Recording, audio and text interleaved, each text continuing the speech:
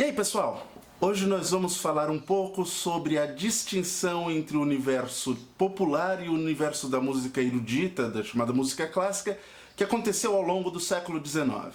Primeiro vamos dar uma olhada no conceito popular, no que esse termo significa no século XVIII e depois a partir do XIX até os dias de hoje. Existe uma diferença básica. No popular, no século XVIII, significava simplesmente uma música muito conhecida.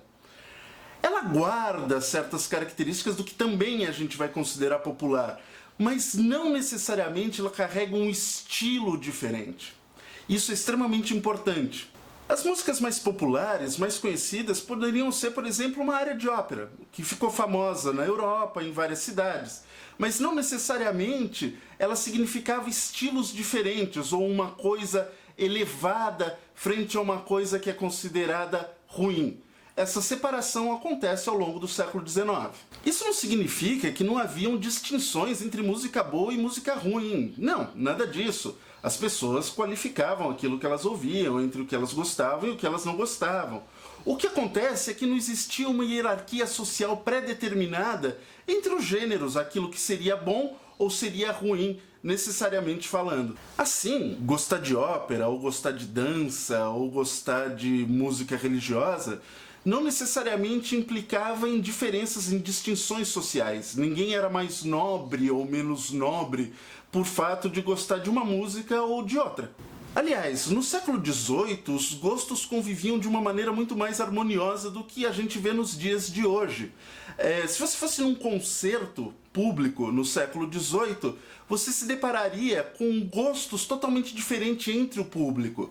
Por quê? Isso acontecia porque você via, num mesmo concerto, a exibição tanto de áreas de ópera, ou seja, diversos tipos de música vocal também, como música instrumental para dança, como algum movimento de sinfonia, ou seja, um único concerto era pensado para vários gostos. Já o que a gente vai perceber durante o século XIX é uma progressiva separação entre os gostos musicais. Essa separação compreende vários aspectos, tanto do ponto de vista simbólico quanto questões infraestruturais mesmo. No século XIX, você vai ver uma separação progressiva dos gostos musicais relacionados às distinções sociais. No plano simbólico, essas distinções operavam através de uma verdadeira hierarquia de gostos. O que isso significa? Por exemplo, gostar de quarteto de cordas seria mais nobre do ponto de vista musical do que você gostar do virtuosismo pianístico ou de uma exibição virtuosística de um Paganini. Da mesma forma, todo um discurso musical foi sendo apresentado para que se estabelecesse cada vez mais essas hierarquias. Esse grupo que se fecha na música séria, que passa a cultivar determinado tipo de música elevada, que não tem a ver com apenas o simples divertimento e entretenimento musical, é conhecido como idealista.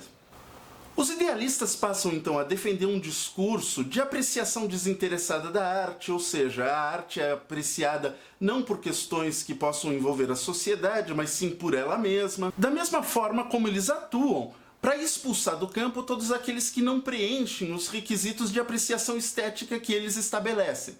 Assim, expulsos do campo da arte pela arte, desse conceito idealista de arte, se encontram todos aqueles que fazem música para entretenimento, ou seja, as músicas para dança, como as valsas, as polcas, as canções populares que passam a ser produzidas a partir de então, e até mesmo as operetas. Essas distinções simbólicas acabam operando, inclusive, dentro da infraestrutura da música no século XIX.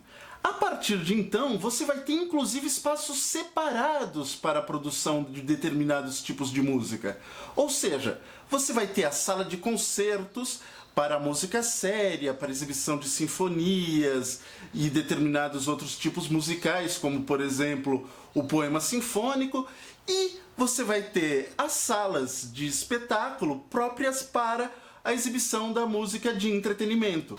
Então, nós temos de um lado a sala de concertos e do outro o music hall, o café-concerto, os Liedertafel, todos esses espaços criados para a apreciação da música popular. Além disso, serão criadas orquestras profissionais com objetivos musicais completamente diferentes. Algumas vão se dedicar à música séria e outras vão se formar para a música de entretenimento, como é o caso das orquestras do Joseph Strauss ou do próprio Lahner. Assim se estabelece então cada vez mais uma clivagem desses dois universos que acabam se excluindo. De um lado, a turma da música séria, do outro, a turma do entretenimento e da música comercial, abrindo portas para o século XX. Então é isso, pessoal. Esperamos que vocês continuem com a gente, que vocês divulguem, compartilhem, comentem com os amigos. Para se inscrever é muito fácil, basta clicar aqui no logo abaixo. Tá certo? Esperamos vocês. Até mais!